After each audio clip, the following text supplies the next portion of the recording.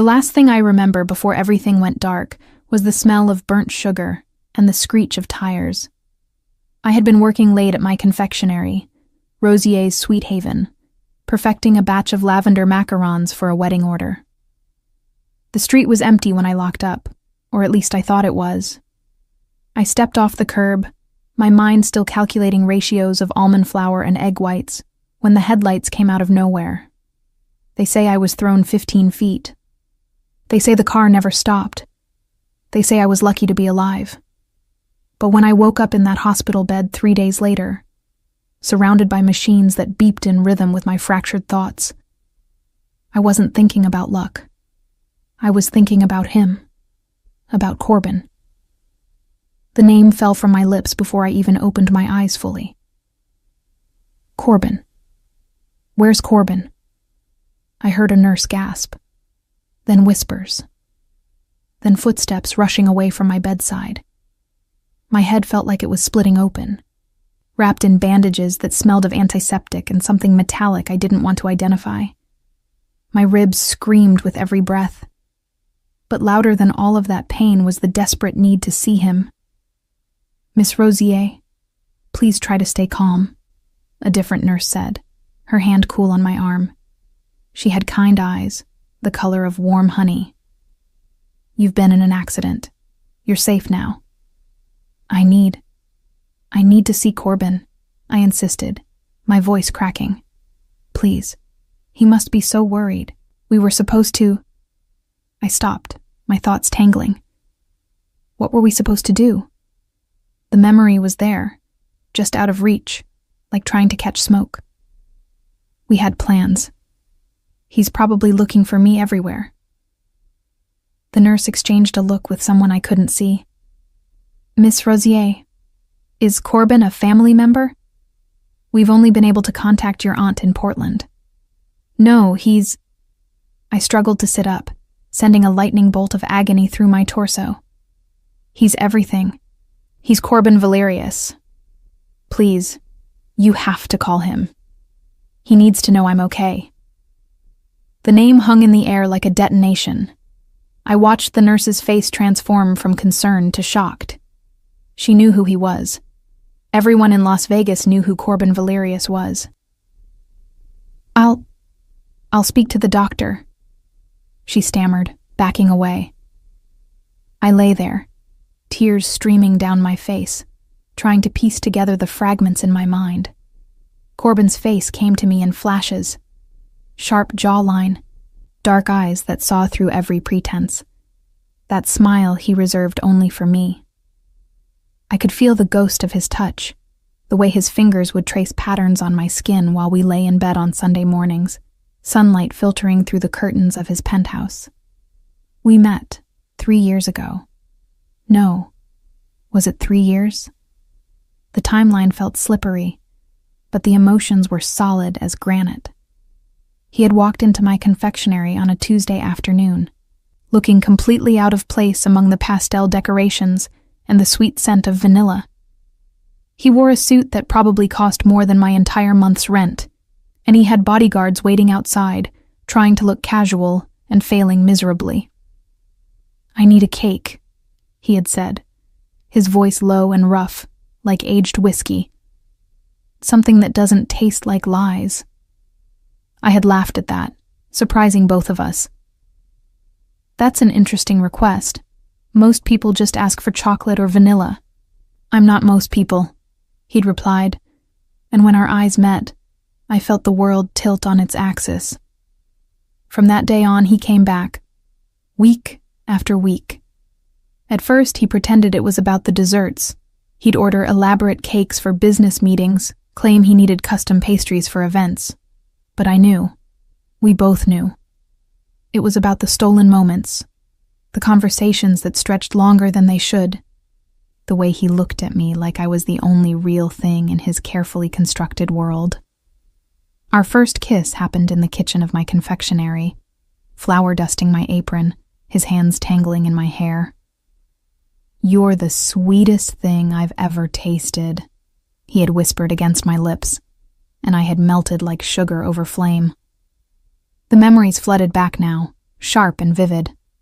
Late-night phone calls where he told me things he couldn't tell anyone else. About the weight of his family's expectations. About the empire of casinos and hotels he was being groomed to inherit. About the loneliness that came with power. I remembered the weekend he took me to his private estate in the mountains, where we pretended the rest of the world didn't exist. I remembered his confession, spoken in the dark. "You're the only person who sees me, Elowen. Just me. Not the name. Not the money. Not the reputation. Just Corbin." I remembered loving him so desperately it felt like drowning and flying simultaneously. "Miss Rosier." A doctor appeared beside my bed, clipboard in hand, expression carefully neutral.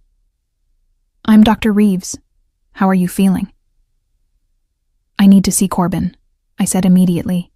"Please, has anyone called him?" Dr. Reeves pulled up a chair, and something in his demeanor made my heart skip. "Miss Rosier, I need to ask you some questions. It's very important that you answer as honestly as you can.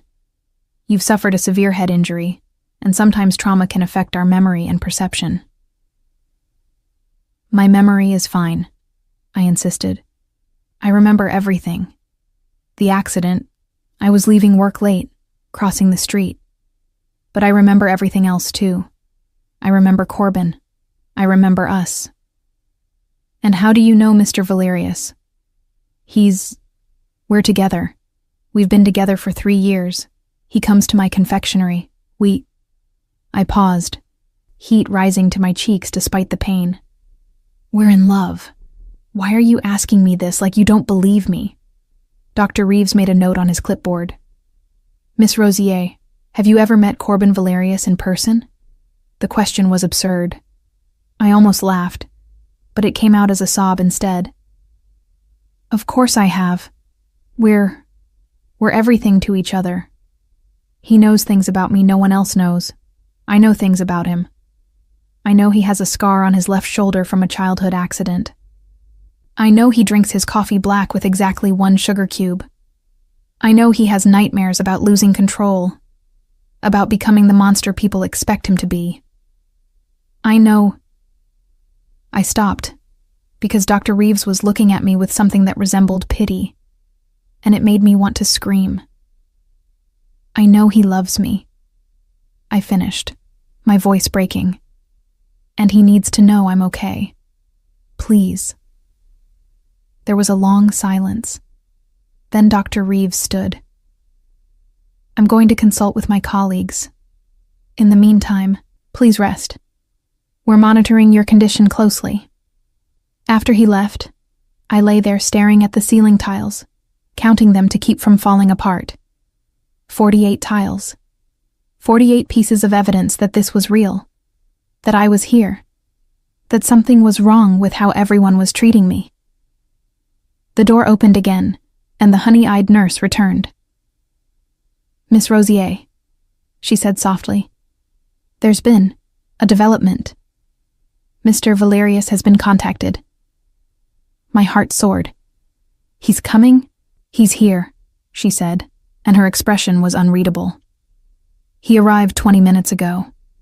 But Miss Rosier, I need to prepare you." "I don't need preparation," I interrupted, trying again to sit up, ignoring the screaming protests from my battered body. "I need to see him, please." She hesitated, then nodded.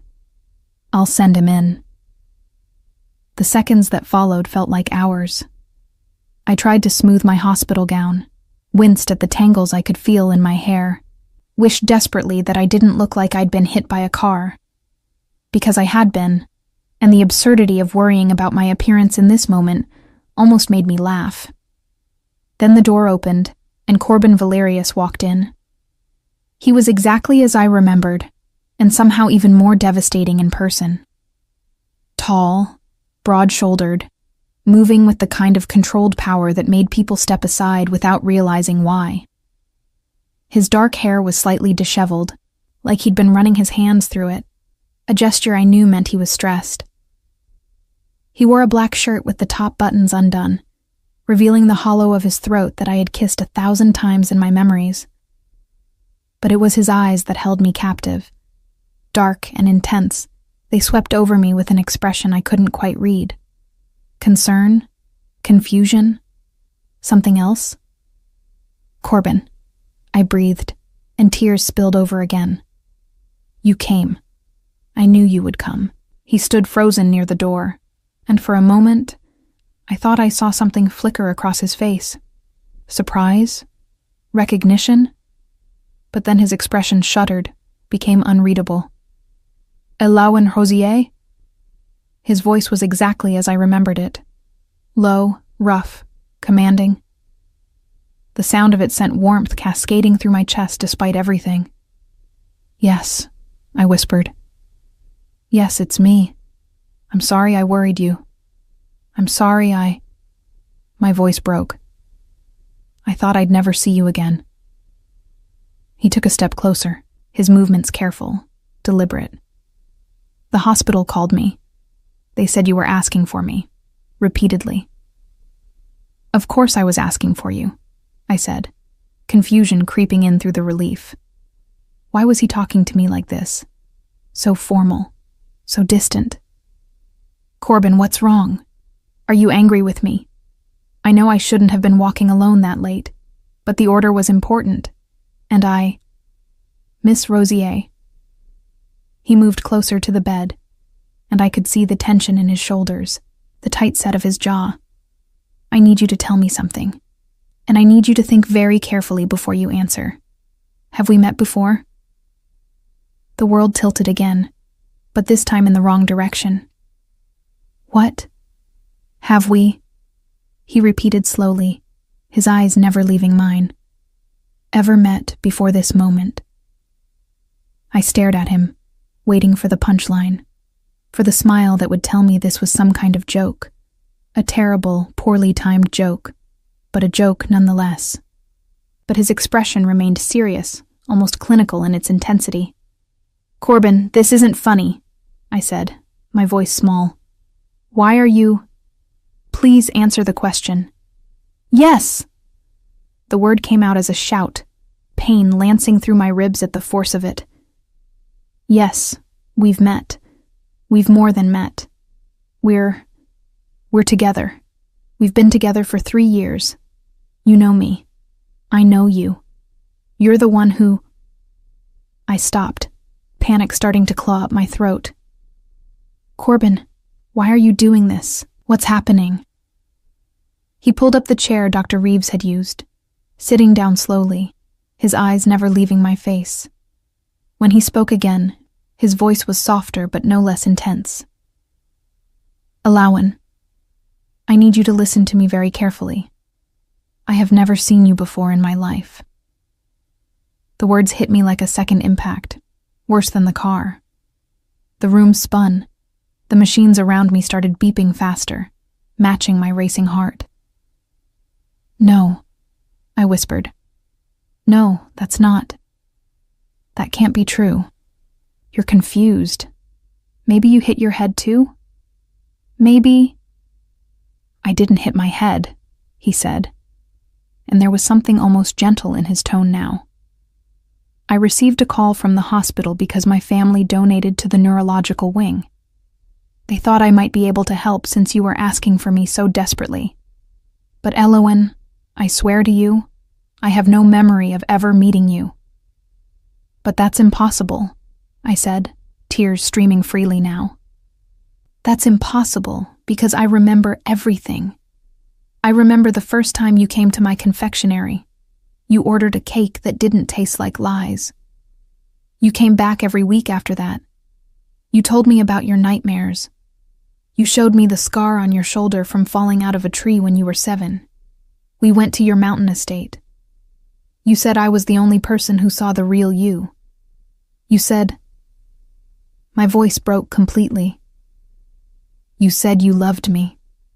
Something shifted in his expression. His eyes widened slightly, and his body went very still.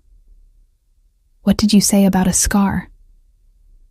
"On your left shoulder," I managed through my tears. "From when you were 7. You fell out of a tree trying to rescue a bird's nest. Your father was furious because you ruined a business dinner. The scar is shaped like a crescent moon. The color drained from Corbin's face. He stood abruptly, the chair scraping against the floor. How do you know that? Because you told me, I sobbed. Because we're us. Corbin, please believe me. He stared at me for a long moment, and I watched a dozen emotions flicker across his features. Shock, disbelief, confusion, and something else. Something that looked almost like fear. No one knows about that scar, he said quietly. No one. I've never told anyone about it. It's not visible unless... He stopped, his jaw clenching. How do you know about it? I've seen it, I whispered. I've touched it. I've kissed it. Corbin, I know you, I know... What else? The question came out harsh, demanding. He moved closer to the bed, looming over me now, his intensity almost frightening. What else do you think you know about me? And despite the fear, despite the confusion, despite the pain radiating through every inch of my body, I told him. I told him everything I remembered, every detail of the life we'd shared, every moment we'd stolen, every secret he'd whispered in the dark. I watched his face transform with each revelation, watched him struggle between disbelief and something that looked terrifyingly like recognition. When I finally stopped, exhausted and hoarse, he was silent for a long time. This is impossible, he finally said, but his voice lacked conviction. I know, I whispered, but it's true. All of it is true. You're Corbin Valerius, and I'm Eloane Rosier, and somehow, some way, we belong to each other. He looked at me then, with an expression I couldn't read, something raw and vulnerable and utterly captivating. You really believe that, don't you? It's not belief, I said softly. It's truth, and somewhere inside you, you know it too. Otherwise, you wouldn't still be here. The machines beeped steadily around us. Outside the room, I could hear the distant sounds of the hospital. Pages overhead, footsteps in corridors, life continuing despite impossible revelations. Corbin Valerius reached out slowly, hesitantly, and his fingers brushed against mine where they lay on the white hospital sheets. The touch sent electricity through my entire body. Tell me more, he said, his voice barely above a whisper. Tell me everything you remember. I need to understand this. So I did. And as I spoke, as I wove the story of us that existed only in my fractured mind, I watched Corbin fall under the spell of a romance that had never happened but felt more real than anything either of us had ever known. The morphine drip had been reduced, Dr. Reeves told me, because they needed to assess my cognitive function without pharmaceutical interference. What that meant in practice was that everything hurt more. My ribs, my head, the kaleidoscope of bruises painting my skin purple and green. But my thoughts were sharper, clearer. And with that clarity came the devastating realization that Corbin still didn't remember me. He kept coming back, though. That was something. It had been 4 days since the accident. 4 days of tests and scans and concerned doctors conferring in hushed tones outside my room. 4 days of Corbin appearing at odd hours, early morning before the city woke, late evening when the hospital quieted, sitting in that same chair, asking questions, listening to my answers with an intensity that made my skin feel too tight. Tell me about the coffee again, he said on the 5th day. He was wearing a navy suit this time, though he'd lost the jacket somewhere and rolled up his sleeves. I tried not to stare at his forearms, at the way the tendons moved when he clasped his hands together. Black with 1 sugar cube, I repeated, probably for the 10th time. Not granulated sugar. You said it had to be a cube because your grandfather drank it that way, and he was the only person in your family who ever let you be a kid. Corbin's expression flickered. My grandfather died when I was 12.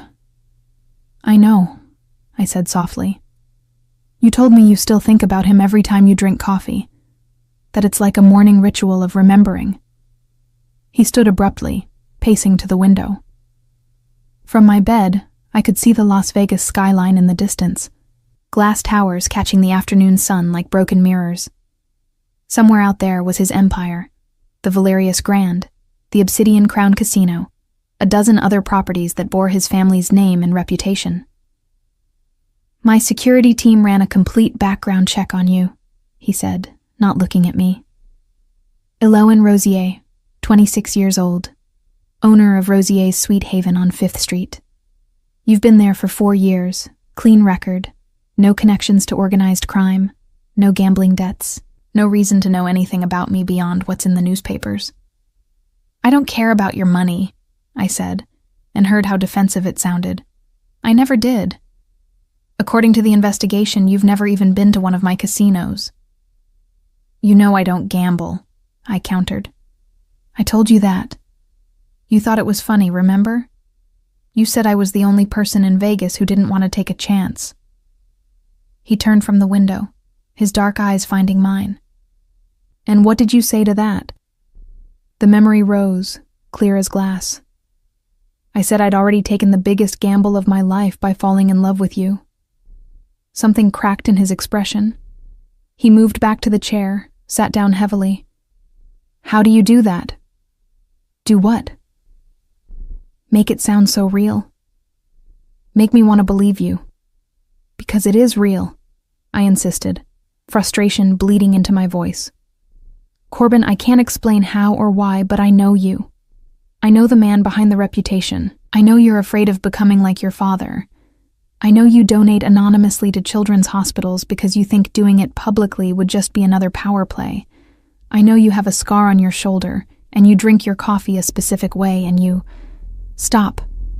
The word came out harsh. He ran a hand through his hair, and I watched it fall back perfectly into place. Just stop. Do you understand how impossible this is? Do you understand what you're describing? A relationship, I said. I'm describing a relationship. No. He leaned forward, elbows on his knees, close enough that I could smell his cologne, cedar and something darker, more complex. You're describing something that never happened, that can't have happened. I would remember you, Eloane. If even half of what you're saying were true, I would remember. Then why do you keep coming back? The question burst out of me. If you think I'm crazy or lying or whatever explanation makes sense to you, why are you here? You're one of the most powerful men in Las Vegas. You could have left this to the hospital staff. You could have washed your hands of the whole situation. But you keep coming back. He was quiet for a long moment. When he spoke, his voice was low, almost dangerous. Because you know things you shouldn't know. Because every detail you give me is accurate. Because... He stopped, jaw clenching. Because? Because when I look at you, I feel something I don't understand. The admission hung in the air between us. My heart was doing something complicated in my chest, a rhythm the machines couldn't quite capture. What do you feel? I asked softly. He stood again, and I recognized the movement for what it was. Retreat. Corbin Valerius, who commanded boardrooms and built empires, was running from whatever was happening in this hospital room. I need to go, he said. I have a meeting. Corbin, wait. But he was already moving toward the door. He paused with his hand on the handle, his back to me. I hired a private neurologist, Dr. Sarah Chen, the best in the country. She'll be here tomorrow to consult on your case. I don't need another doctor telling me my memories are false, I said, bitterness creeping in. I need you to believe me. He looked back over his shoulder, and the expression on his face was devastating in its complexity. I'm trying, he said. God help me, I'm trying. Then he was gone, and I was alone again with the beeping machines and the impossible truth of my memories. Dr. Sarah Chen arrived the next morning with an impressive credential list and a no-nonsense demeanor that reminded me of my Aunt Margaret. She was in her 50s, sharp-eyed, with silver threading through her black hair. "Miss Rosier," she said, pulling up the now familiar chair. "I've reviewed your scans and medical history. I want to talk to you about something called confabulation." "I know what confabulation is," I said tiredly. "Dr. Reeves already explained it. It's when your brain fills in missing memories with false information." "Correct. And in cases of severe head trauma, it's not uncommon." She pulled out a tablet, swiping through images. "Your injury was significant. You have a skull fracture, brain swelling, and multiple contusions. The brain is a remarkable organ, Miss Rosier, but it's also fragile. When it's damaged, it tries to make sense of the world, even if that means creating narratives that feel completely real to the person experiencing them. My memories of Corbin aren't confabulations," I said flatly. "What makes you so certain?" "Because..." I stopped, trying to organize my thoughts. "Because they're too detailed, too specific. I don't just remember vague feelings or impressions. I remember conversations, exact words, moments that are too vivid to be invented." Dr. Chen nodded, like she'd expected this answer. "That's actually characteristic of confabulation. The brain doesn't create vague memories. It creates convincing ones, complete with sensory details, emotional resonance, and internal consistency. To the person experiencing them, they're indistinguishable from real memories." "But the things I know about him," I pressed. "The scar, the coffee, his grandfather, those are all true. How would I know those things if we'd never met?" "That," Dr. Chen said carefully, "is the interesting question. Mr. Valerius has asked me to explore every possibility. So let's think about this logically. How might you have acquired information about him?"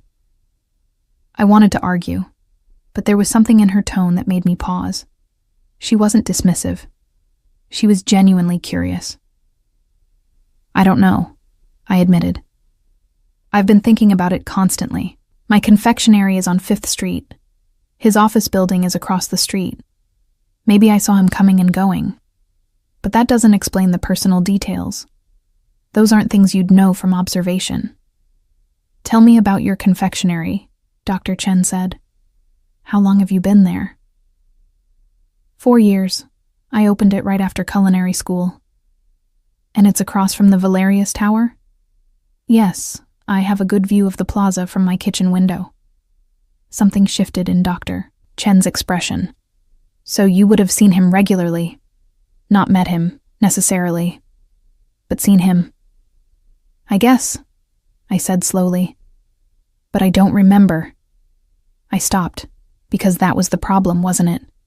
What I remembered and what was real seemed to be two different things. "The human brain is very good at filling in blanks," Dr. Chen continued. "You see someone regularly from a distance. Maybe you overhear conversations in the plaza. Maybe you read articles about the Valerius family. They're quite prominent in local media. Your brain takes all these fragments and, in a moment of extreme trauma, weaves them into a cohesive narrative. A story that feels real because it's built from real pieces." "That's not what happened," I insisted, but even I could hear the uncertainty creeping into my voice. "What's the first memory you have of meeting him?" I closed my eyes, reaching for it. "He came into my confectionery. Tuesday afternoon. He was wearing a gray suit. He asked for a cake that didn't taste like lies." "And you're certain this happened?" "Yes, But the memory was slippery now, hard to hold. The more I examined it, the more it seemed to fragment. I remember it. I remember him standing at my counter. I remember. What you might be remembering, Dr. Chen said gently, is the fantasy of him coming into your shop, a wish fulfillment created by a brain under extreme stress. No, I whispered, but tears were burning behind my eyes. Miss Rosier, I'm not trying to hurt you.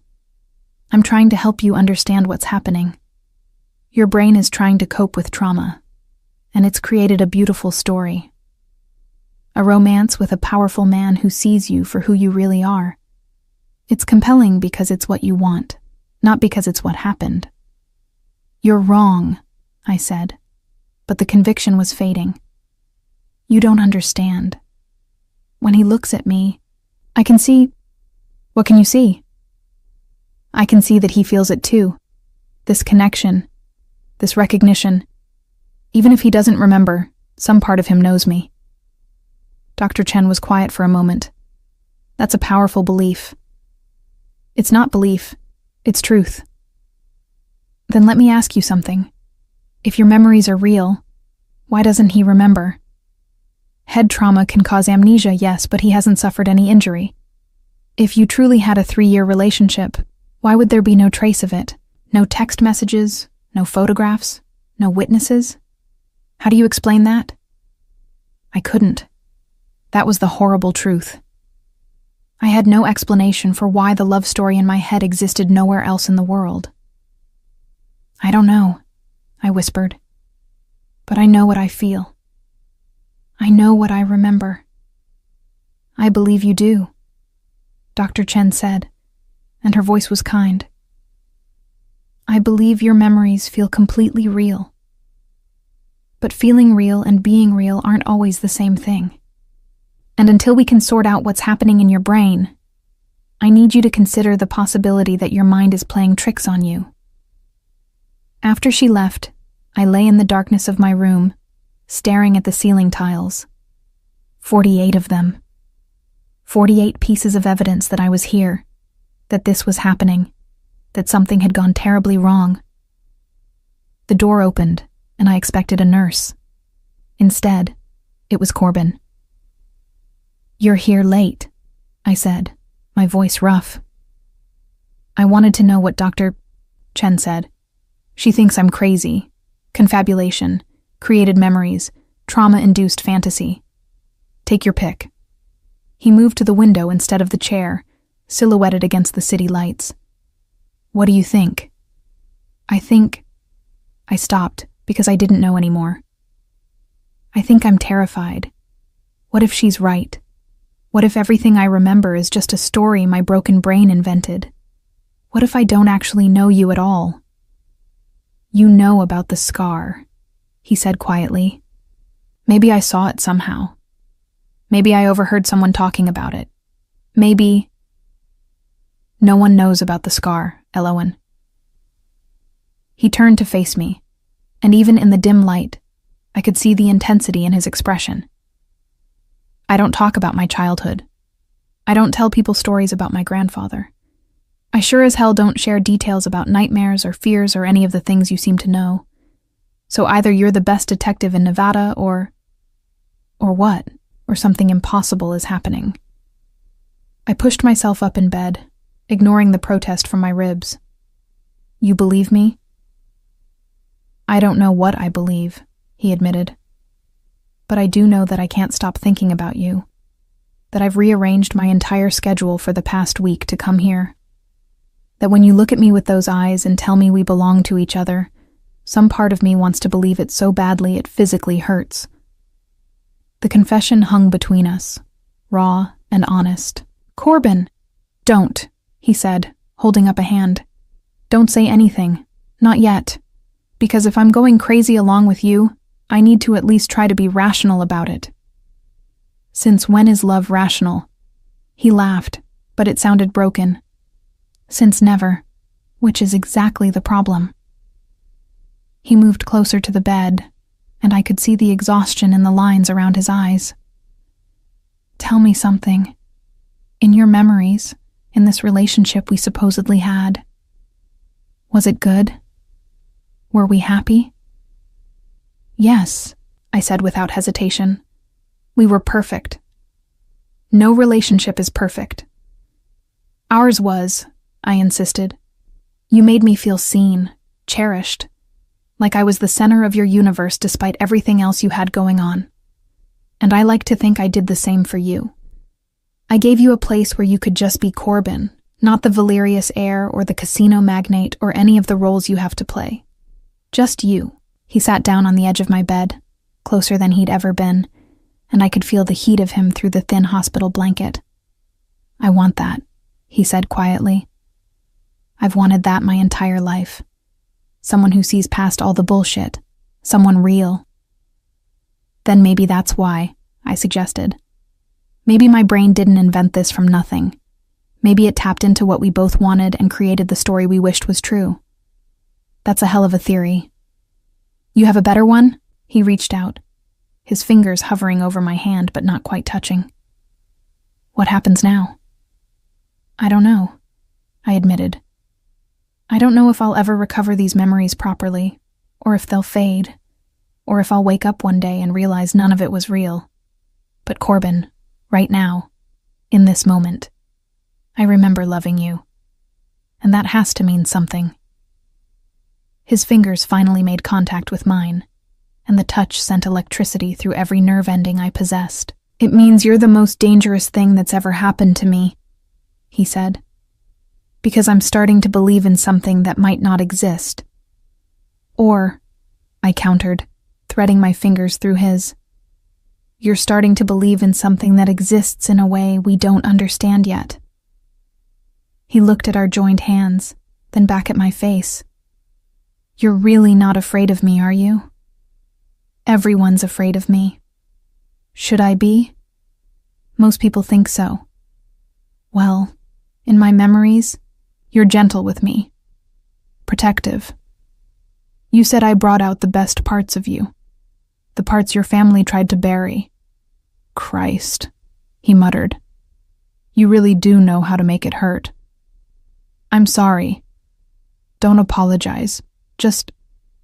He squeezed my hand carefully. "Just keep telling me these stories. Real or not, I want to hear them. I want to know what it would be like to be loved by someone like you. Someone like me? Someone who sees me as just a man. Not a name or a bank account or a reputation.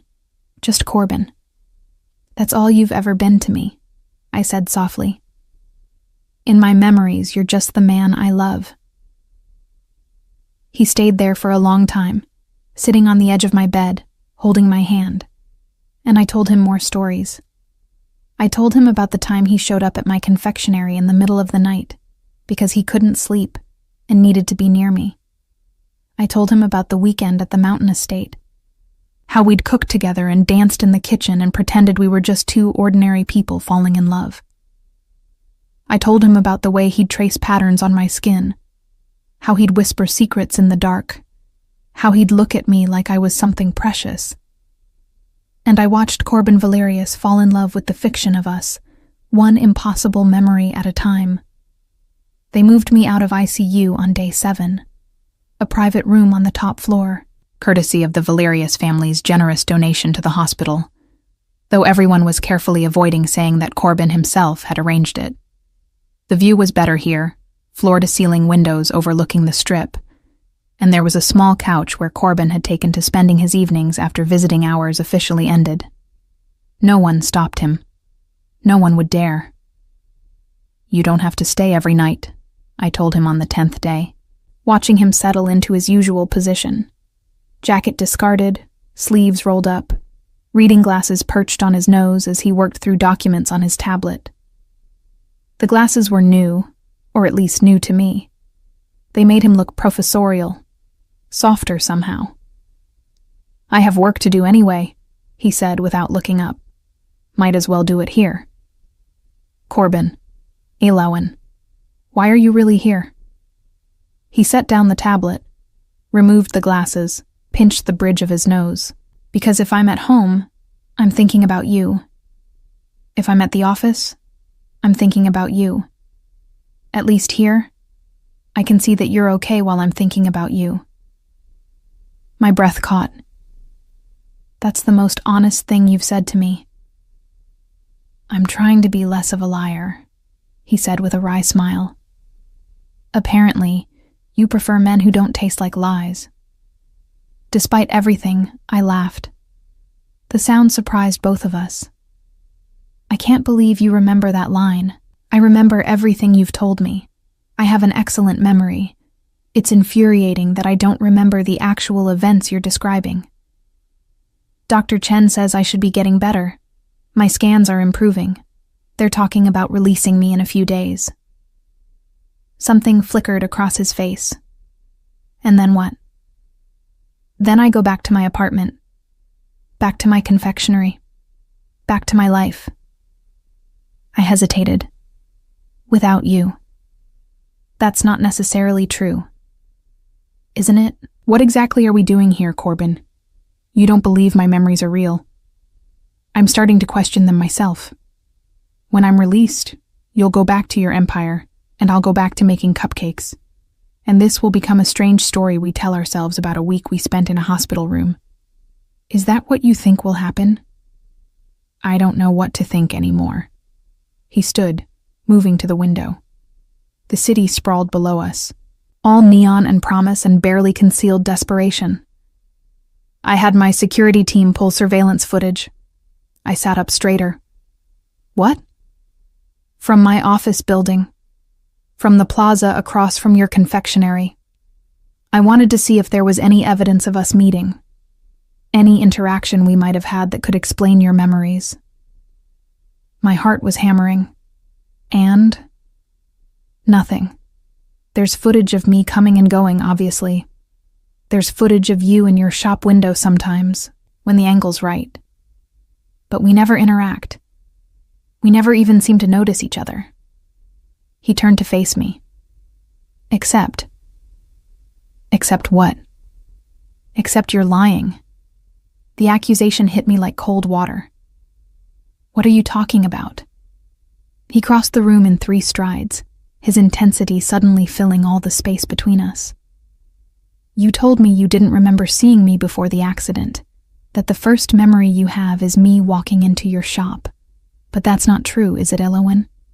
My mouth went dry. The surveillance footage shows you, over and over again, for the past 2 years, standing at your kitchen window, watching my building, watching me. You track my movements across the plaza. You time your breaks to coincide with when I come and go. You're not just aware of me, Elowen. You're studying me. The world tilted sideways. No, Don't lie to me.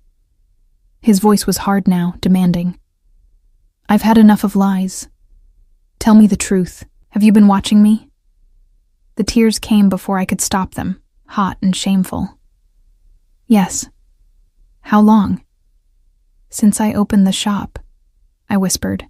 4 years. I've been watching you for 4 years. He went very still. Why? Because you were beautiful, I said, the words tumbling out now. Because you moved like you owned the world. And maybe you do. Because sometimes I'd see you standing in your office window, and you'd look so alone despite being surrounded by people. Because I told myself stories about you to get through the day, about who you might be under all that power and reputation. Stories, he repeated slowly. Fantasies, I corrected, my voice breaking. Just fantasies. I never imagined I'd actually meet you. You were like a character in a book I was writing in my head, someone impossibly out of reach. So when you had your accident, my brain took all those fantasies and made them real, I finished. Dr. Chen was right. I created a romance from wishes and observations, and 4 years of watching you from a distance. You were never in my shop. We never had late-night phone calls. We never went to a mountain estate. I made it all up. The silence that followed was devastating. I couldn't look at him, couldn't bear to see the disgust or pity, or whatever emotion would be written across his face. I'm sorry, I whispered. I'm so sorry. I wasn't trying to manipulate you or trick you.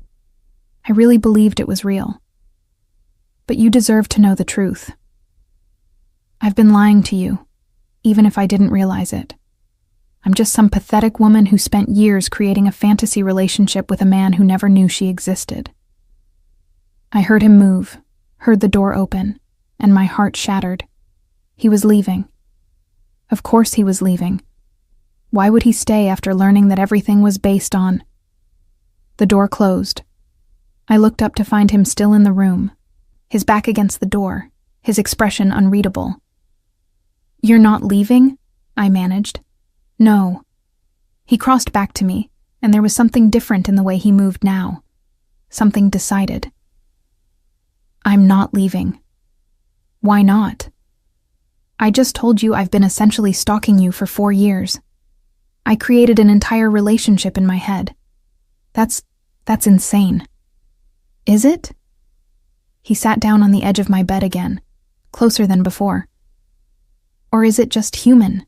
"Corbin, let me ask you something. In your fantasies, in the story you told yourself about us, was I happy?" The question caught me off guard. "Yes, you were happy with me. And was I a good man? The man you wished I could be?" "You were..." I had to stop, swallow around the lump in my throat. "You were everything I thought a man could be. Strong but gentle. Powerful but kind. You protected the people you loved, and you weren't afraid to be vulnerable with me. The man in your fantasies," he said slowly. "He sounds a lot better than the man I actually am. That's not true, isn't it? I'm ruthless, Elowen. I've done things to build this empire that would turn your stomach.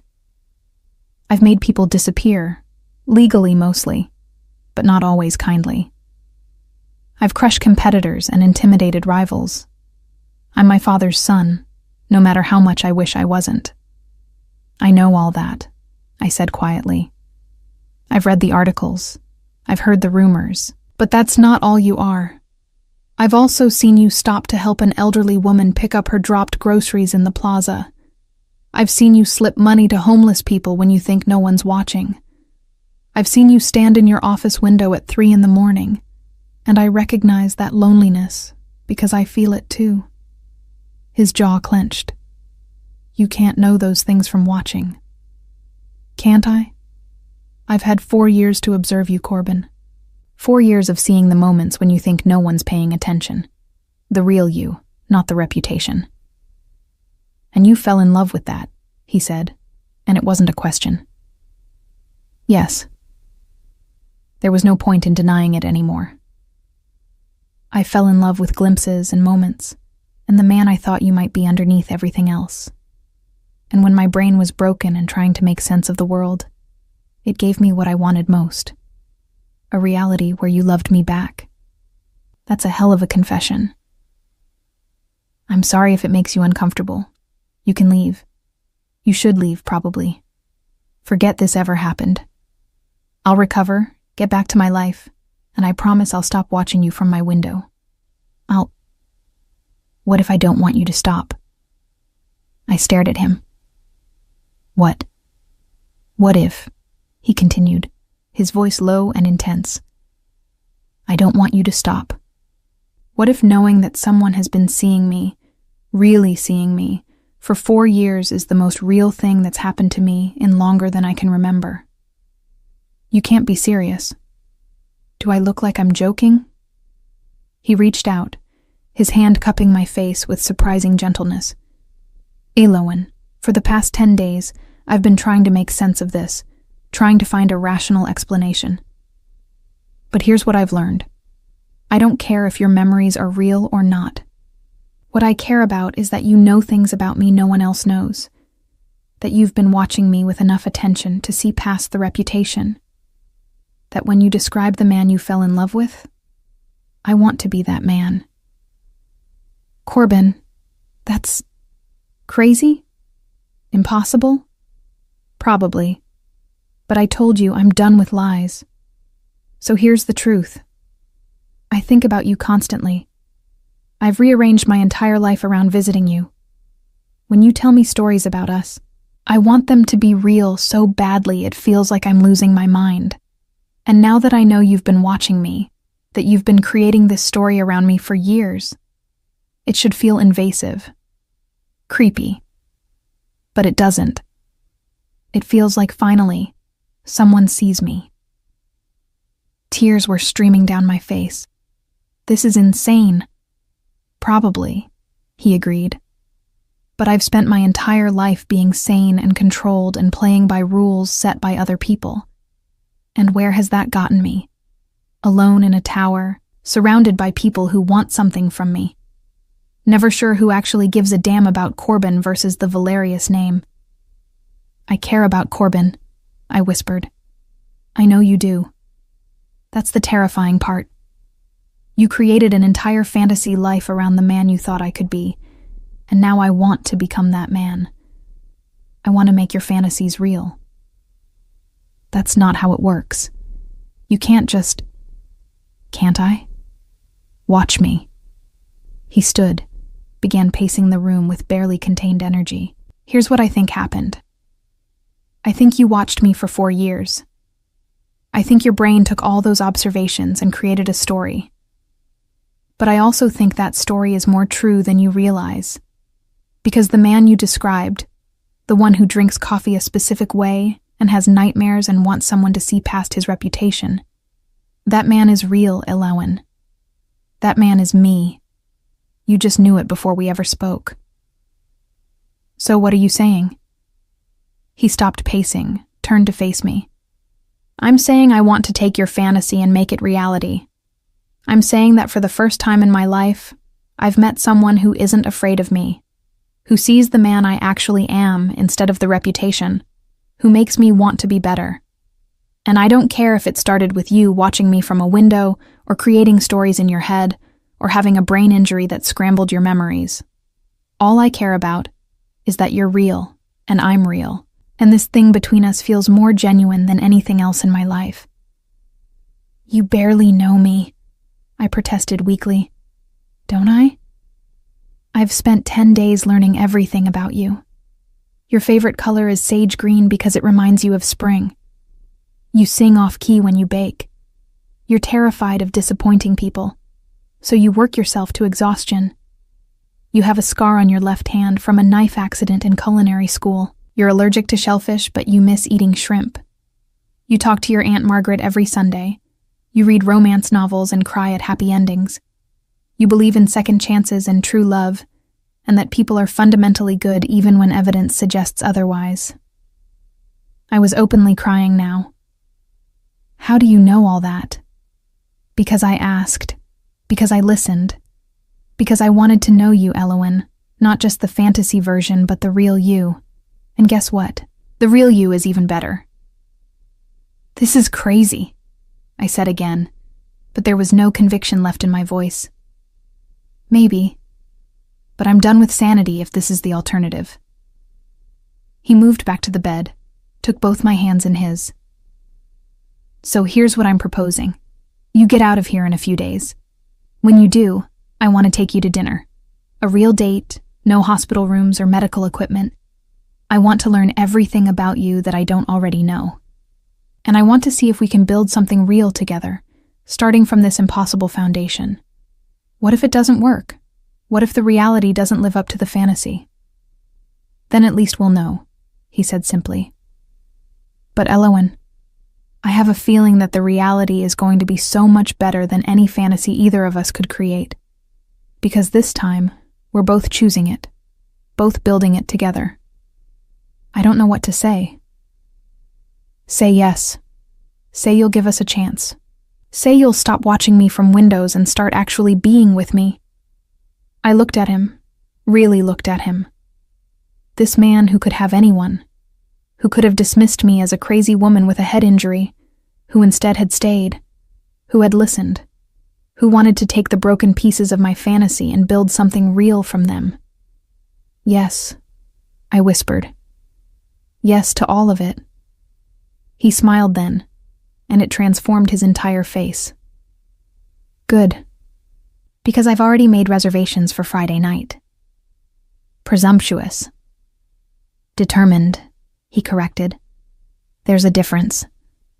He stayed until dawn, and we talked about everything and nothing. About his childhood and my culinary school years. About the pressures of his family legacy and my dreams for the confectionery. About what it means to be lonely in a crowded city. and how sometimes the people we create in our heads are more real than the ones we actually meet. When the sun began to rise, painting the sky in shades of coral and gold, he stood to leave. "Corbin?" I called as he reached the door. "Yes?" "In my fantasy, in my memories, there was one thing I never told you." "What's that?" "You had a scar on your left shoulder, shaped like a crescent moon." He went very still. Then slowly, he unbuttoned the top of his shirt, pulled the collar aside.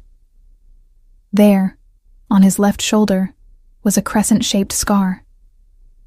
"From a tree," I whispered. "You were 7, trying to save a bird's nest. How?" His voice broke.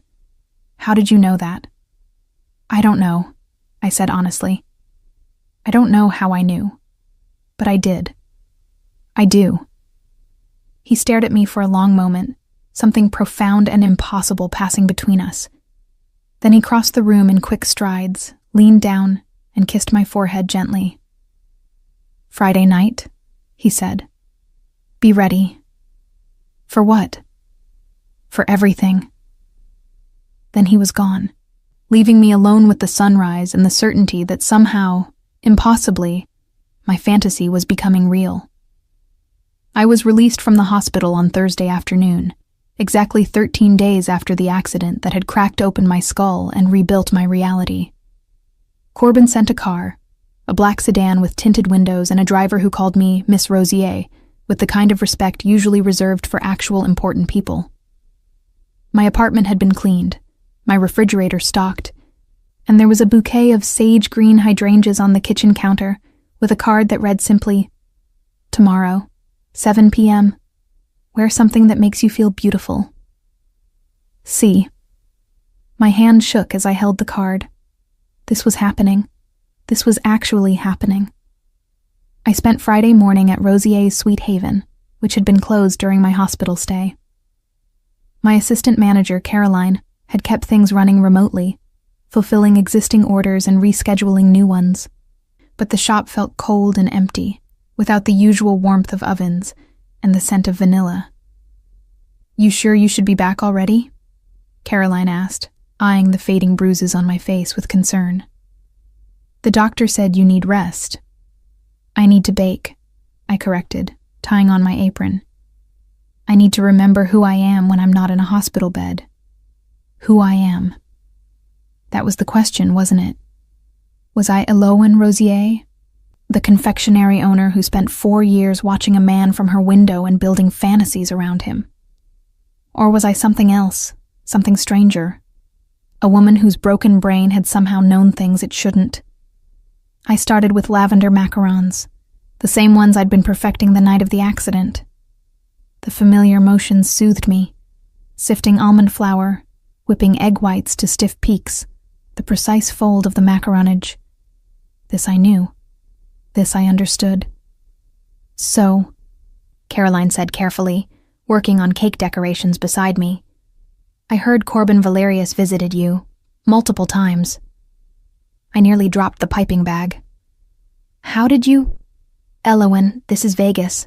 Nothing stays secret, especially when it involves him." She glanced at me sideways. "Want to tell me what that's about? Would you believe me if I said I don't entirely know? Try me." So I did. Not the whole truth. Some things were too strange to speak aloud, but enough. That I'd been saying his name in the hospital, that he'd come, that we'd talked, and somehow, impossibly, were going on a date tonight. Caroline set down her piping bag with more force than necessary. "Are you serious?" "Unfortunately, yes." "Eloane." She turned to face me fully. "Do you understand who he is? What he is? The Valerius family doesn't do casual. They don't do normal. They sure as hell don't date confectionery shop owners unless there's an angle." "I know it sounds crazy. It sounds dangerous," she interrupted. "I'm serious. These aren't good people. They're powerful and they're connected, and they don't let people into their world without a reason. What if the reason is that he likes me? Then I'm worried about what happens when he stops. Her concern was valid. I knew it was valid. But standing there in my kitchen, with the macarons beginning to form their characteristic feet in the oven, I couldn't bring myself to care about the sensible objections. "I have to try," I said quietly. "Even if it crashes and burns, even if I'm setting myself up for heartbreak, I have to know if this is real." Caroline sighed. "Just promise me you'll be careful. And text me every hour tonight so I know you're okay." "I promise." The macarons came out perfect, crispy shells with soft, slightly chewy centers. I filled them with lavender buttercream and set them aside in a box. If I was going to dinner with Corbin Valerius, I was bringing dessert. 7 p.m. arrived with the kind of speed that suggested time itself had a sense of drama. I stood in front of my closet for 30 minutes, trying on and discarding outfits. Too casual, too formal, too desperate, not enough effort. I finally settled on a sage green dress that Caroline had convinced me to buy last spring, and that I'd never had occasion to wear. It was simple but elegant, the kind of thing that wouldn't look out of place in a nice restaurant, but also didn't scream trying too hard. I left my hair down in soft waves, kept my makeup natural, and tried not to think about how this was possibly the most terrifying thing I'd ever done. The knock on my door came at exactly 7 p.m. Punctual. Of course he was punctual. I opened the door and temporarily forgot how to breathe. Corbin stood in the hallway wearing black slacks and a charcoal button-down with the sleeves rolled to his forearms. No tie, top button undone. Just formal enough to be respectful, but casual enough to suggest this wasn't a business meeting. His hair was slightly tousled, like he'd been running his hands through it, and when his eyes met mine, I watched something shift in his expression. "You're beautiful," he said, and it didn't sound like a line. It sounded like an observation. "You're not so bad yourself," I managed, then held up the box I'd been clutching. "I brought dessert." He smiled, and it was the same smile from the hospital, the real one, not the polished public version. "Of course you did. What kind?" "Lavender macarons. They're your specialty," he finished. "I know. I looked up reviews of your shop. Everyone raves about them."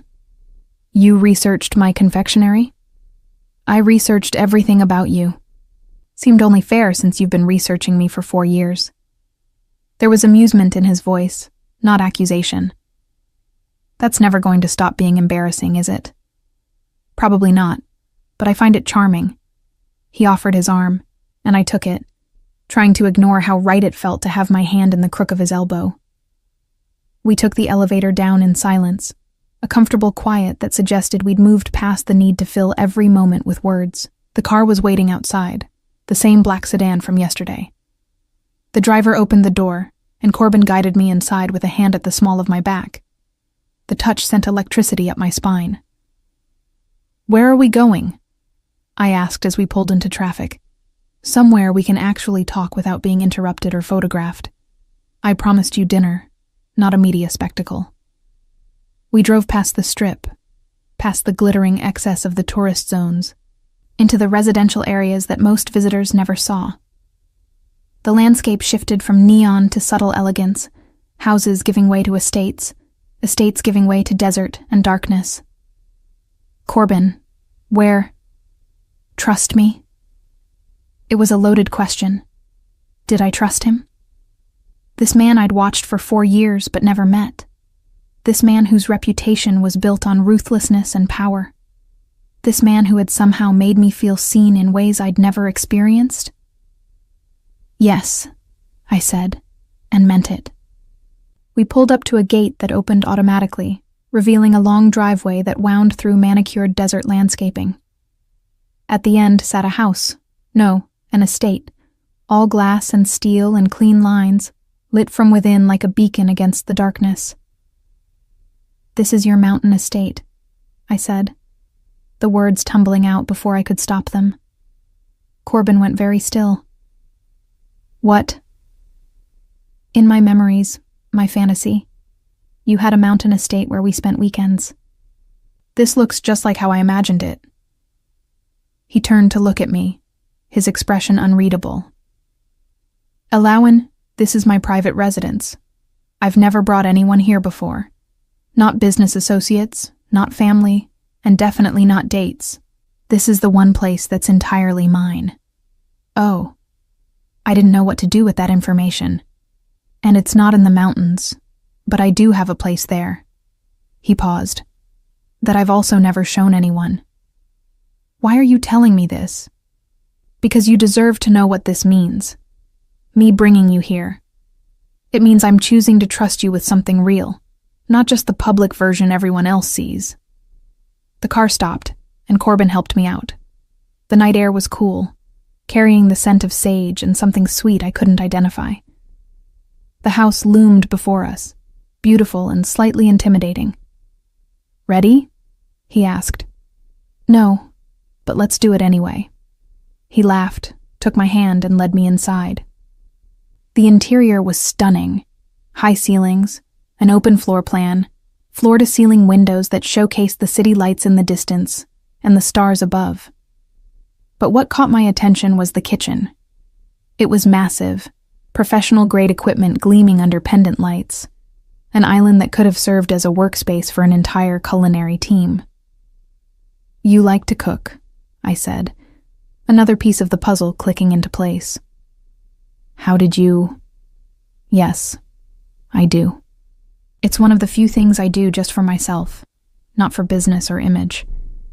In my fantasy, we cooked together. Sunday mornings, elaborate breakfasts that took hours because we kept getting distracted." His hand tightened on mine. "Show me." "What?" "Show me what we made. Teach me. Let's make one of your fantasy memories real." I stared at him. "You want to cook? Right now?" "I thought we were having dinner." "We are.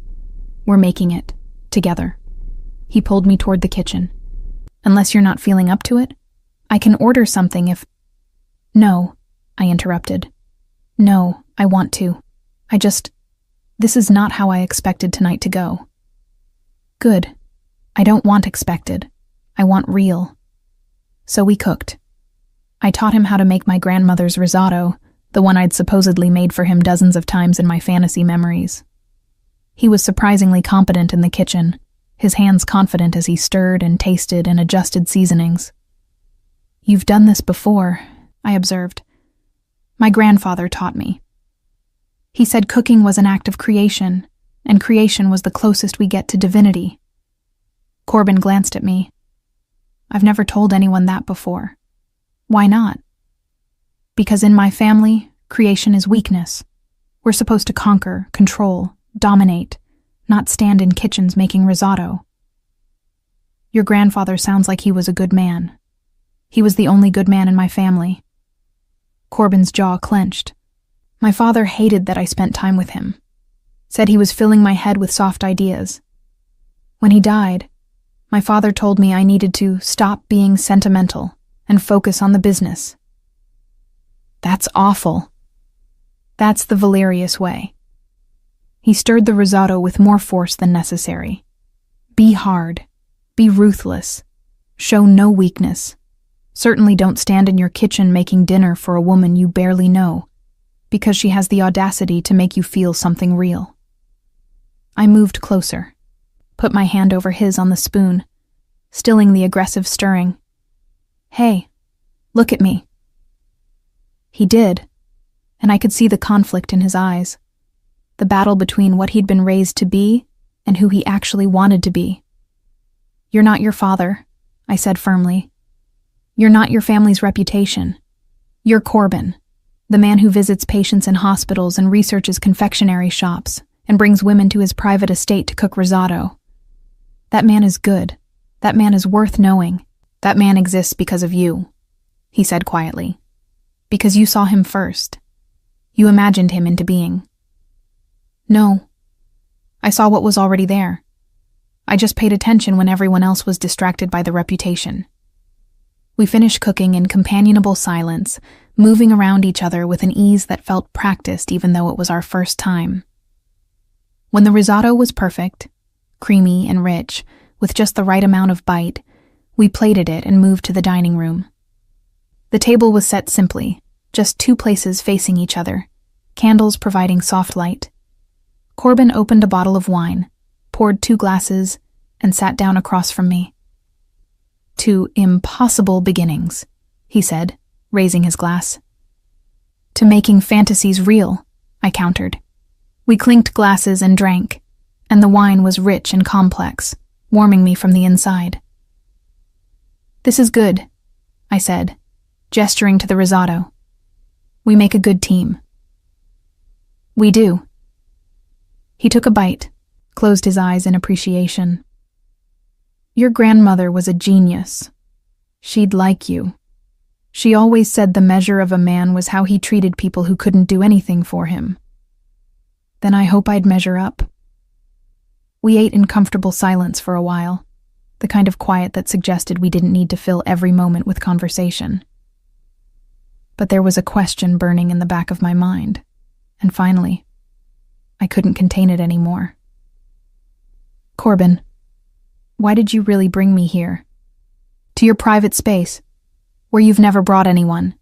This has to mean something." He set down his fork, leaned back in his chair. "Do you want the honest answer or the safe one?"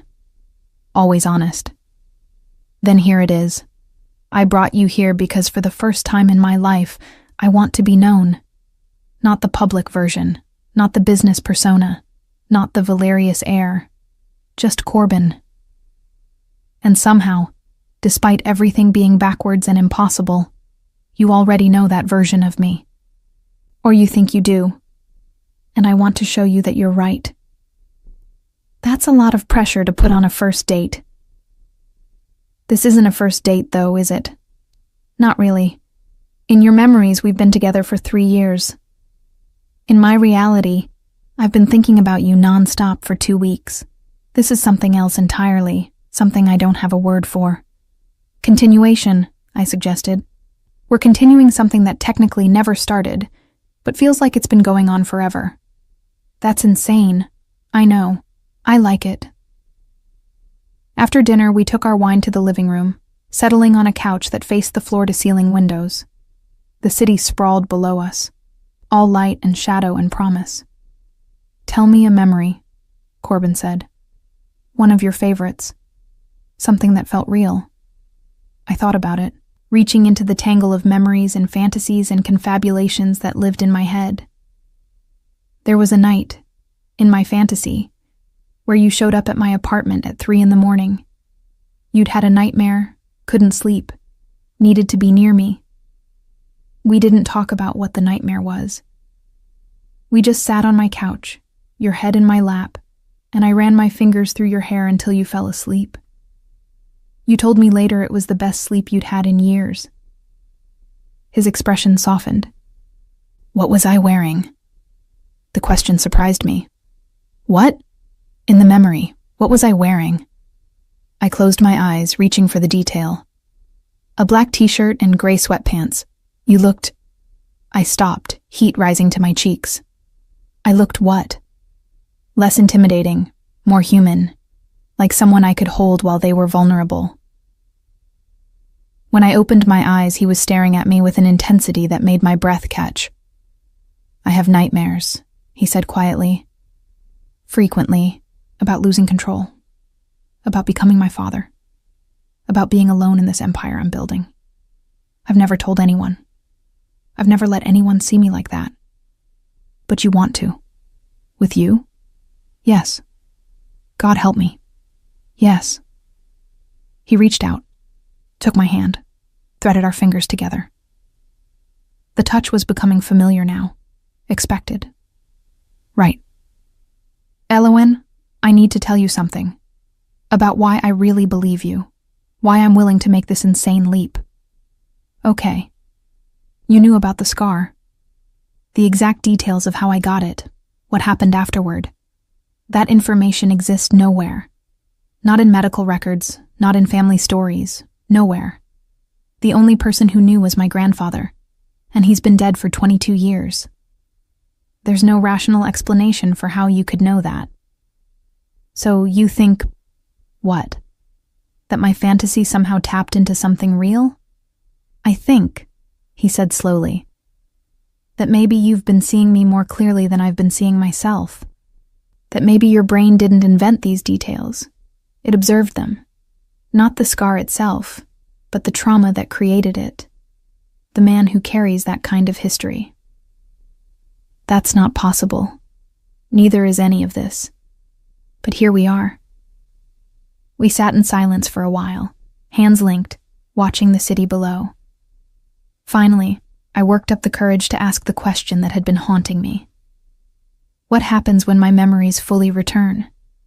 When my brain finally separates fantasy from reality, and I realize that none of it was real? Then we start over, he said simply. We take what's real, right now, this moment, this feeling, and we build from there. No fantasy, no false memories, just two people choosing each other. What if the real me is disappointing? He laughed, pulled me closer until I was tucked against his side. Elowen, you watched me for 4 years from a window and built an entire love story in your head. You're many things, but disappointing isn't one of them. That's stalker behavior. It's romantic behavior. There's a difference. Said like someone who's never been stalked. Said like someone who's never been truly seen before. I tilted my head back to look at him. You're serious about this. About us. Deadly serious. Which terrifies me for the record. I don't do serious. I don't do vulnerable. I sure as hell don't bring women to my private estate and cook them dinner and tell them things I've never told anyone. But with you, I can't seem to help myself. Why? Because you make me want to be real. Not the reputation. Not the role. Just Corbin. And I've been waiting my whole life for someone to want that version of me. I shifted, moving until I was straddling his lap, my hands on his shoulders. His hands settled on my waist, warm and steady. I want that version of you, I said. I've always wanted that version of you. Real or fantasy. That's the man I fell in love with.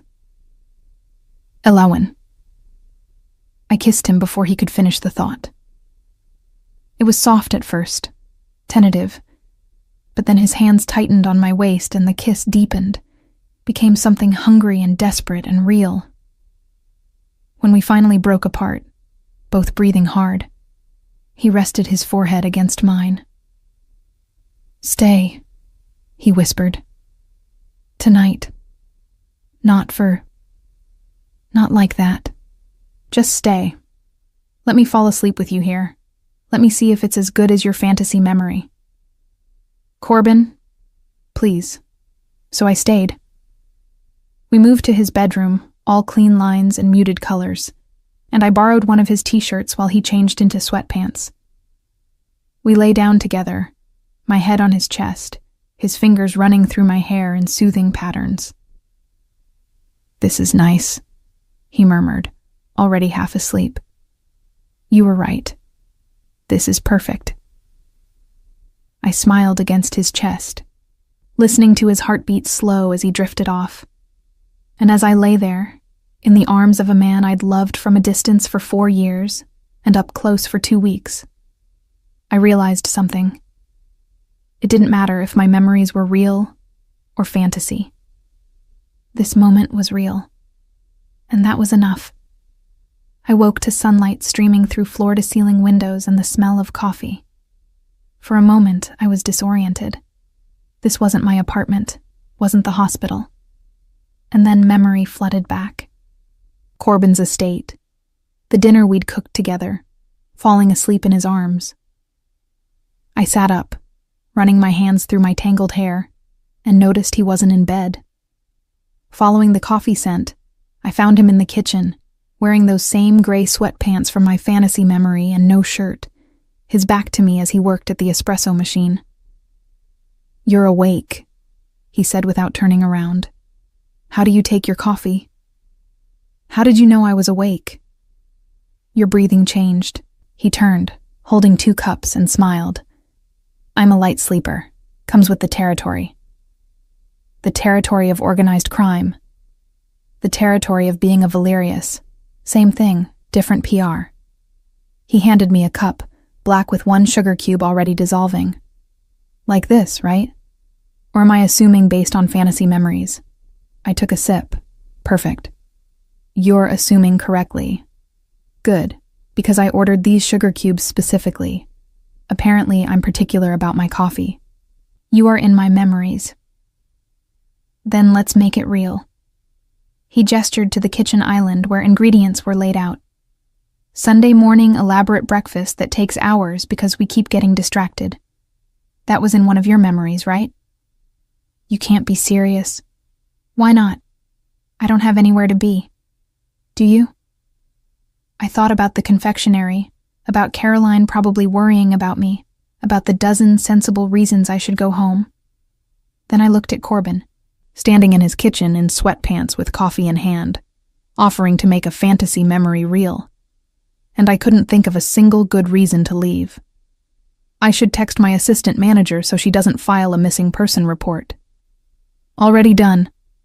I had my security team send her a message that you're safe and will be in touch later. You had your security team. I wasn't going to let her worry. Plus, she threatened to call the police if she didn't hear from you by 9 a.m. Very protective, that one. Despite everything, I laughed. Caroline takes her job seriously. As she should. You're worth protecting. The compliment landed softly, settling into my chest. We spent the next 3 hours making breakfast. French toast with lavender cream, scrambled eggs with fresh herbs, bacon that filled the house with its rich scent. And Corbin was right. We did keep getting distracted. A kiss while waiting for the toast to soak. A conversation about childhood favorite foods. A debate about whether sweet or savory breakfast was superior. This is dangerous, I said, licking lavender cream from my thumb. What is? This. Us. How easy it is. How right it feels. What happens when reality comes crashing back in? Corbin set down the spatula, moved around the island until he was standing in front of me. Then we deal with it, together. But Elowen, I need you to understand something. This is reality. Right now, this moment. This is the most real thing in my life. But my memories? Your memories showed you who I actually am underneath everything else. Maybe they're not factually accurate, but they're emotionally true. And that's what matters. Before I could respond, his phone rang. He glanced at the screen, grimaced. I need to take this. 2 minutes. He stepped onto the patio, and I could see him through the windows, his posture shifting as he talked. This was CEO Corbin, not the man who'd just been making French toast with me. When he came back in, the warmth in his eyes had dimmed slightly. Problem? I asked. Family meeting. Tomorrow morning. Mandatory attendance. My father wants to discuss quarterly projections and some expansion plans. He ran a hand through his hair. That stress gesture I knew. I'm sorry. I was hoping we could spend the whole day together. It's okay. You have responsibilities. That doesn't mean I want them. He pulled me close, rested his chin on top of my head. Come with me. What? To the meeting. Come with me. Corbin, I can't. That's family business. I'm not. Come anyway. I want you there. I want my family to meet you. Are you sure that's a good idea? We've known each other for 2 weeks. Well, I've known you for 4 years, but you've known me for 2 weeks. And I'm not sure your family is going to appreciate. I don't care what they appreciate, he interrupted. I care what I want, and I want you there. Say yes. This is insane. That seems to be our thing. Say yes, Elowen. Yes, I whispered. Okay. Yes. The Valerius family met in a conference room at the top of the Obsidian Crown Casino, a space that probably cost more to furnish than my entire building. I wore one of Caroline's borrowed dresses. She'd dropped it off at my apartment with a note that said, "Don't make me regret trusting him," and felt catastrophically out of place. Corbin's hand was steady on my back as we entered. The room went silent. There were 5 of them. Corbin's father, Marcus, a man who looked like Corbin might in 30 years if all the warmth was surgically removed. His mother, Helena, elegant and cold as ice sculpture. His younger brother, Dante, who watched me with undisguised curiosity. His Aunt Viviane, who'd apparently taken a break from running the European operations to attend. And his Uncle James, who handled security across all properties. "You're late," Marcus said, not looking up from his documents. "I'm on time. You started early." Corbin pulled out a chair for me, then took the seat beside me. "Everyone, this is Eloan Rosier. Eloan, this is my family." The silence stretched. Helena spoke first. "The confectionery owner." "Yes," I managed. "The one who was in the accident," Viviane added.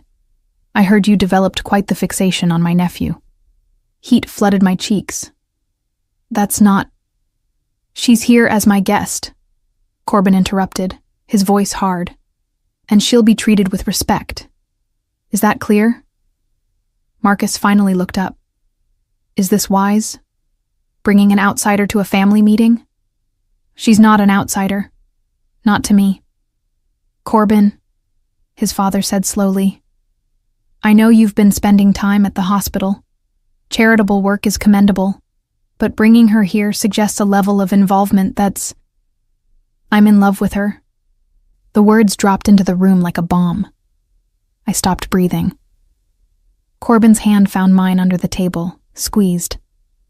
"Excuse me?" Helena's voice was ice. "You heard me. I'm in love with Eloan, so she's not going anywhere. And if any of you have a problem with that, now's the time to say it." Dante laughed, surprising everyone. "Holy shit, he actually said it. I didn't think you had it in you, brother." "Dante," Marcus warned. "No, this is fantastic. Corbin's been a robot for years, and now he's bringing women to family meetings and declaring love. I'm into it." "This is not appropriate," Helena said. "Corbin, we need to discuss this privately." "No." Corbin stood, pulling me up with him. "We don't. I'm telling you all right now. Eloan is part of my life. She's important to me. And this family will treat her accordingly. Or they'll lose me. Those are the options." "You can't be serious," Marcus said, standing as well. "You'd throw away your position, your responsibilities, your inheritance over a woman you met 2 weeks ago?" "In a heartbeat. Because for the first time in my life, I'm choosing what I want over what's expected. I'm choosing happiness over duty. And I'm choosing her."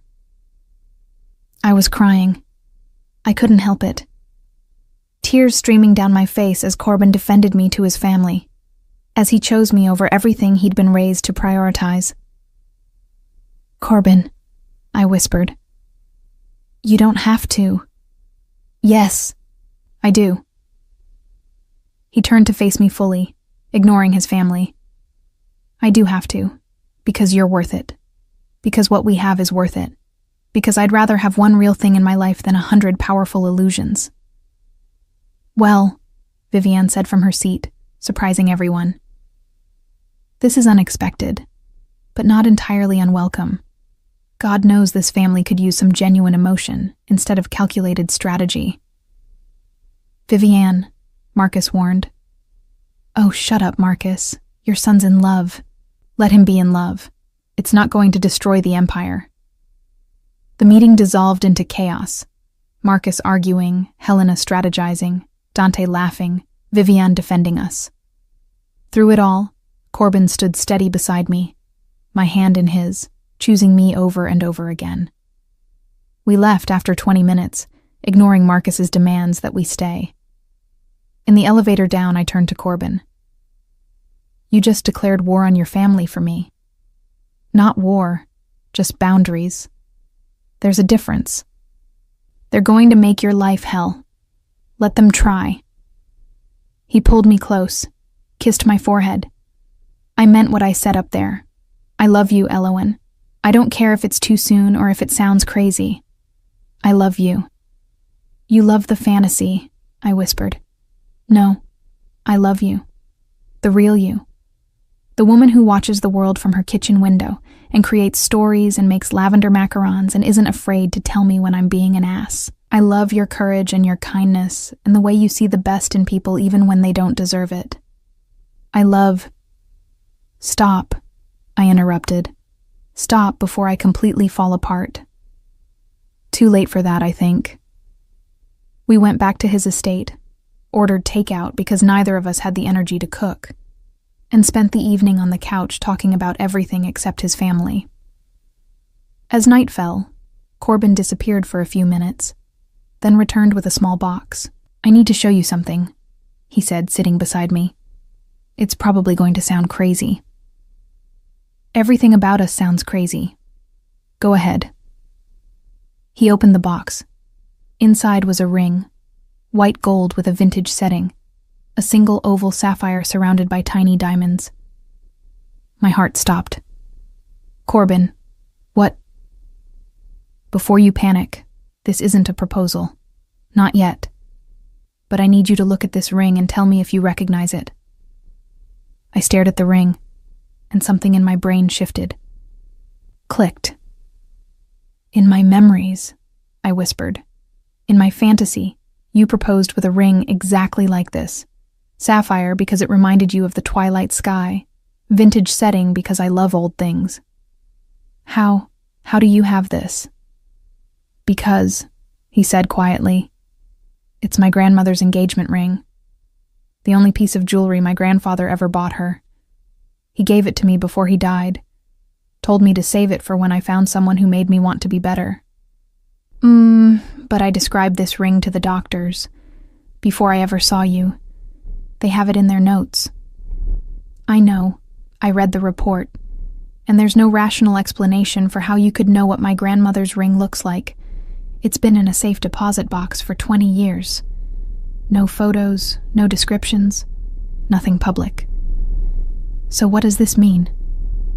I don't know. Maybe your brain tapped into something impossible. Maybe there's more to human consciousness than we understand. Or maybe... He paused. Maybe some part of me was always waiting for you, and some part of you always knew me, and your accident just brought it to the surface. That's impossible. So is everything else about us. He took the ring from the box, held it up to the light. In your fantasy, when did I propose? After I recovered. After we'd rebuilt our relationship on solid ground instead of confabulation and confusion. You said you wanted it to be real, not rushed. Then that's what I'll do. I'll wait until you're ready, until you know for certain that what you feel is real and not just fantasy. And then I'll ask you properly, with this ring, and make your fantasy memory come true. I was crying again, damn it. What if I never fully recover my real memories? What if I can never separate the fantasy from reality? Then we create new memories, real ones, as many as we need to bury the confusion. We build something so solid that it doesn't matter what came before. How are you so sure? Because, he said, pulling me into his arms, I've spent 34 years being careful and calculated and safe. And in 2 weeks with you, I've felt more alive than I have in my entire life. So yeah, I'm sure. I'm sure that whatever this is, it's worth everything. We fell asleep there on the couch, wrapped around each other, the ring box open on the coffee table like a promise waiting to be kept. 3 months later, I still couldn't remember the accident itself. Dr. Chen said that was normal, the brain protecting itself from trauma. What I could remember was everything that came after. Corbin's face when he walked into my hospital room, the way he listened to my impossible stories, the choice he made, over and over, to believe in something that shouldn't exist. The confectionery was busier than ever, partly because of the quality of the desserts, and partly because word had gotten out that Corbin Valerius's girlfriend owned it. I hated the attention, but appreciated the business. Caroline had been promoted to full partner, and we'd hired 2 more staff members to keep up with demand. Corbin and I fell into a routine that felt both new and ancient. Sunday morning breakfast that we cooked together. Tuesday evening walks through the city. Friday nights at his estate, cooking dinner and talking until dawn. We moved slowly, carefully, building a foundation of real memories to complement the fantasy ones that still lived in my head. The family eventually came around, or at least stopped actively opposing us. Vivian became an unexpected ally, telling me stories about Corbin as a child that matched details from my confabulated memories. Dante started showing up at the confectionery for free samples and gossip. Even Helena thawed slightly, though Marcus remained icily polite. But there was still a gap, a missing piece. I had my fantasy memories of our relationship. I had our new, real relationship. But I didn't have the truth of how they connected, why my brain had known things it shouldn't, why the ring and the scar and a dozen other details had been so precisely accurate. Until the day I was cleaning out the storage room behind the confectionery and found the journals. They were stacked in a box labeled Old Recipes, pushed far back on a high shelf. I'd never seen them before, but when I opened the first one, I recognized my own handwriting from 4 years ago. March 15th. I saw him again today. The man from across the street, the one who always looks so serious. He stopped to help Mrs. Chen pick up her dropped packages. Nobody else even paused. I wonder what his name is. My hands were shaking as I flipped through pages. Entry after entry, dating back 4 years. Observations about Corbin. Details I'd noticed. Stories I'd told myself about who he might be. April 3rd. He was standing in his office window again last night, 3 a.m. I was up finishing a wedding cake order. We were both awake at the same time, both alone, separated by a plaza and about $1 million of difference in our tax brackets. I made up a story where he came to my shop looking for refuge from his life, where I gave him coffee and cupcakes and didn't ask questions, where he looked at me like I was the most real thing in his world. May 22nd. I overheard someone in the plaza talking about Corbin Valerius. That's his name. I finally learned it. And they mentioned a scar from a childhood accident. I invented an entire story about how it happened. A tree, a bird's nest, a father who was more concerned with appearances than his son's safety. It's probably not true, but it feels true. That's the strange thing about stories. Sometimes they're more honest than facts. I read through all 5 journals, spanning 4 years of observations and fantasies and details I'd invented about a man I'd never met. And slowly, impossibly, the truth emerged. My confabulated memories hadn't come from nowhere.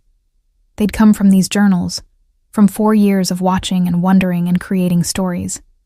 When my brain was broken and trying to make sense of the world, it had reached into this treasure trove of fantasies and made them real. It had taken my fictional stories about Corbin and convinced me they'd actually happened. But here was the impossible part. Many of the details I'd invented, the scar story, his grandfather's influence, his coffee preferences, were accurate.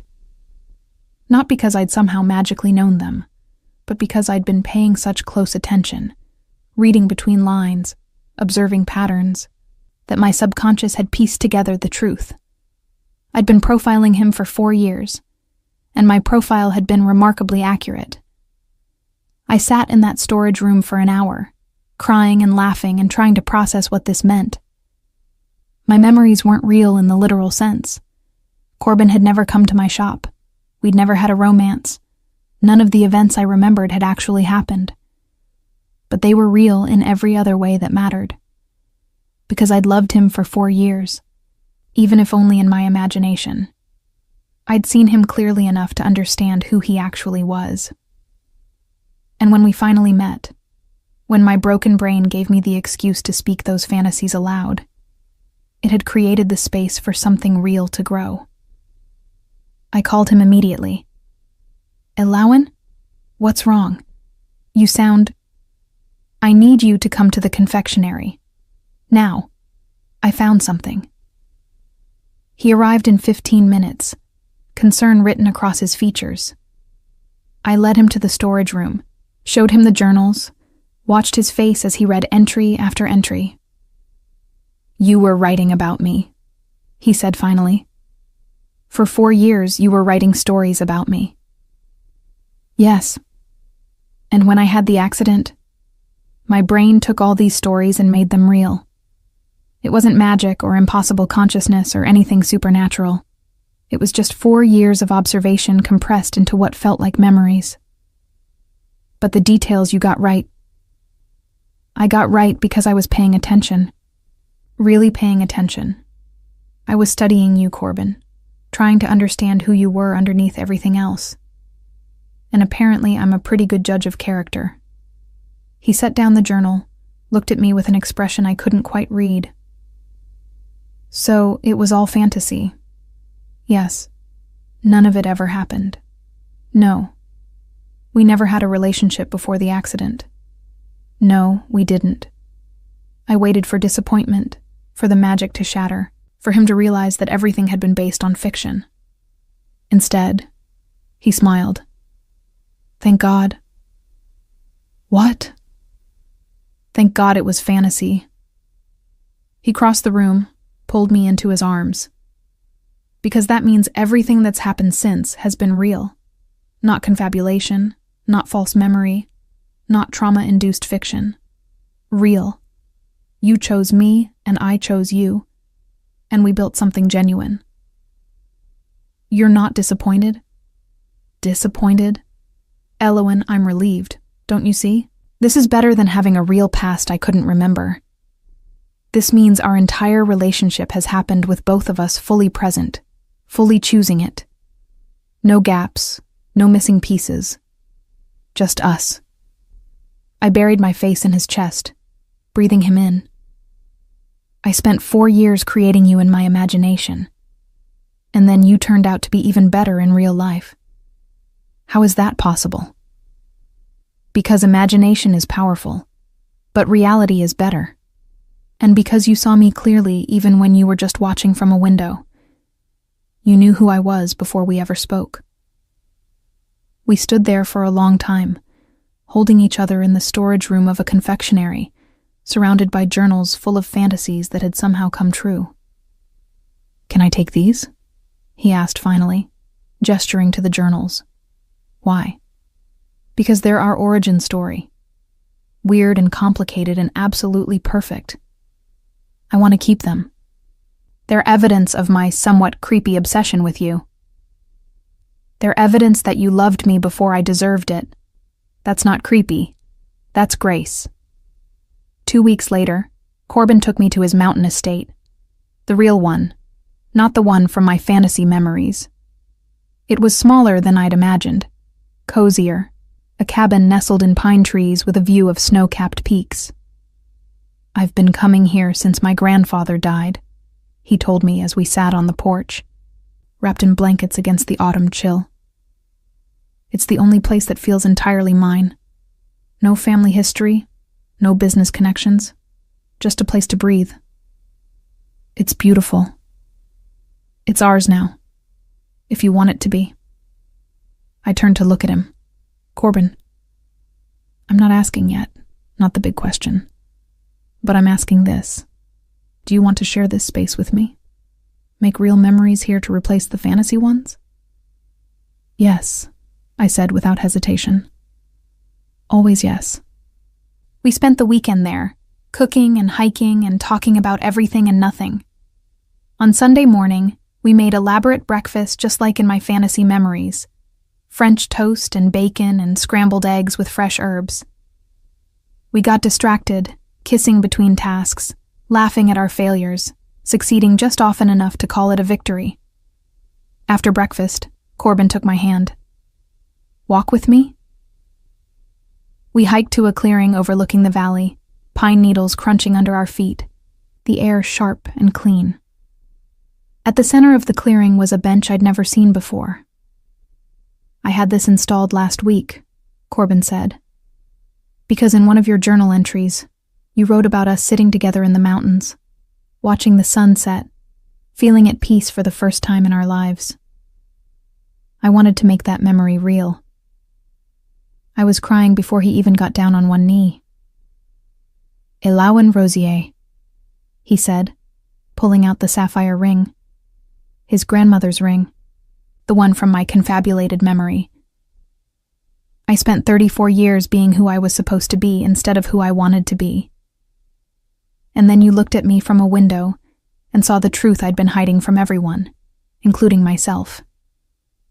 You created a love story in your imagination that was so compelling, it changed reality. You made me want to be the man in your fantasies, the good one, the gentle one, the one who wasn't afraid to be real. These past 3 months have been the most genuine of my life. Not because they were easy. My family's still adjusting, the press is having a field day, and we still have no idea how you knew about my grandmother's ring. But because they've been us.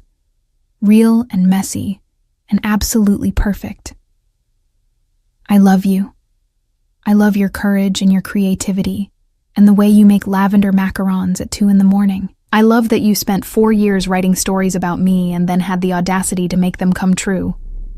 I love that you see the best in people even when they don't deserve it. I love that you chose me, over and over, even when it would have been easier to walk away. So I'm asking you to keep choosing me, to let me keep choosing you, to build a life with me that's better than any fantasy because it's real. Elawan, will you marry me? I dropped to my knees in front of him, taking his face in my hands. Yes, absolutely yes. I love you, Corbin, the real you, the man you actually are, not the fantasy version or the reputation or anything else. Just you. He slid the ring onto my finger, and it fit perfectly. Of course it did. Some things were always meant to be, even if they took 4 years of watching from a window and a traumatic brain injury to finally happen. In my journal, I said through happy tears. In one of the entries, I wrote that you'd propose with this exact ring in the mountains. I described this moment down to the bench and the pine trees, and the way you'd look at me like I was your whole world. I know.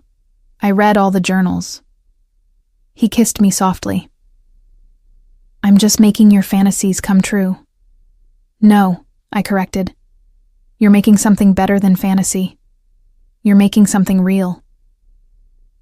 We sat on that bench until the sun set, exactly as I'd written about 4 years ago.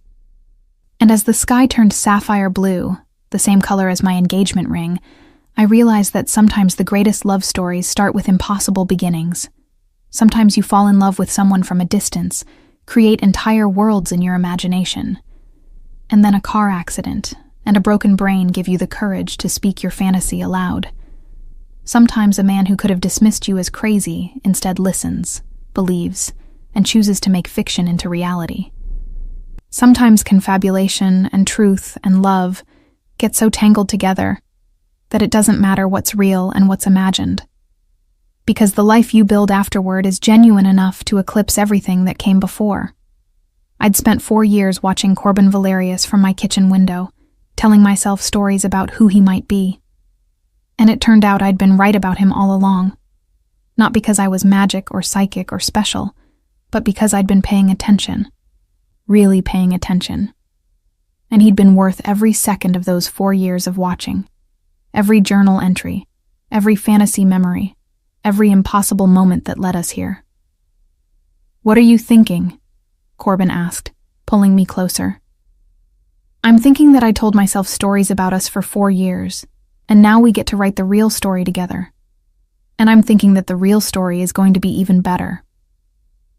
Better than fantasy? Better than anything I could have imagined. Because it's ours. Actually ours. He kissed me as the stars came out, and somewhere in the distance, I heard the sound of my own laughter. Real, genuine, free.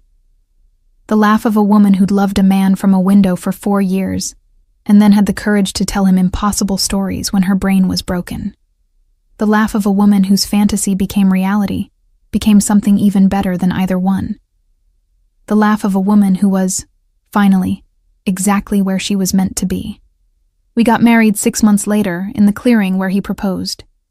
Small ceremony, just family and close friends. Caroline was my maid of honor.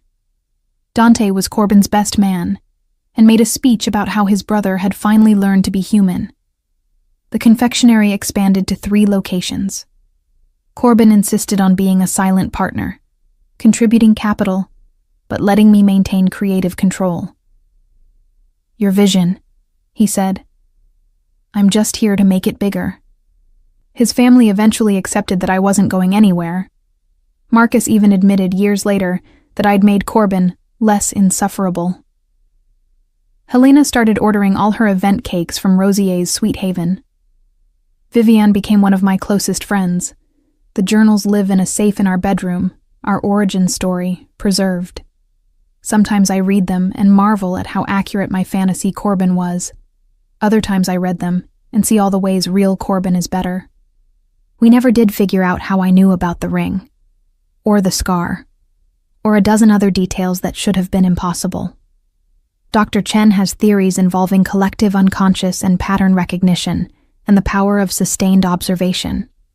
Corbin just shrugs and says some things are meant to be mysteries. I prefer his explanation. 5 years after the accident, I stood in our mountain cabin, the real one, where we spent weekends away from the city, making lavender macarons while Corbin worked on his laptop at the kitchen table. Sunday morning, elaborate breakfast, getting distracted by conversation and kisses and life. "What are you smiling about?" he asked, looking up. I was just thinking about how I used to write stories about us, about moments just like this. And now we're living them. Better than the fantasy. So much better. Because you're real. This is real. We're real. He closed his laptop, crossed to where I stood at the counter, wrapped his arms around me from behind. Best confabulation ever. Best reality ever, I corrected. And it was. The girl from the accident, the one who repeated his name over and over. She'd been telling the truth, in her own way. She loved him. She knew him. She saw him clearly even when her brain was scrambled and broken. She just hadn't met him yet. But that was okay, because some love stories don't start with a first meeting. They start with 4 years of watching from a window, writing journals full of fantasies, and being brave enough to speak those fantasies aloud when given the chance.